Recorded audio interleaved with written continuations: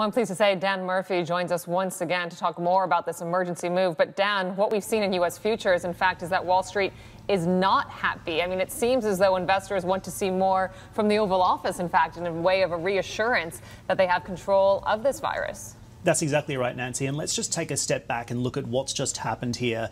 This was an historic move from the Fed and a decision that will likely influence asset markets for years to come. For the first time since the global financial crisis, what we've seen is the Fed cutting interest rates to near zero, undoing the work of the former Fed Chair Janet Yellen and marking the start of a new era for the US economic cycle. Essentially, committee members voted to slash rates by 100 basis points ahead of this week's scheduled meeting and less than 2 weeks after a surprise 50 basis point cut.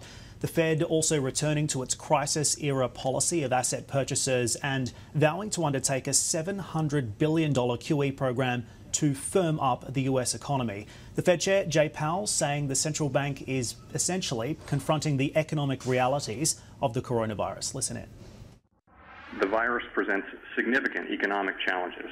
Like others, we expect that the illness and the measures now being put in place to stem its spread will have a significant effect on economic activity in the near term.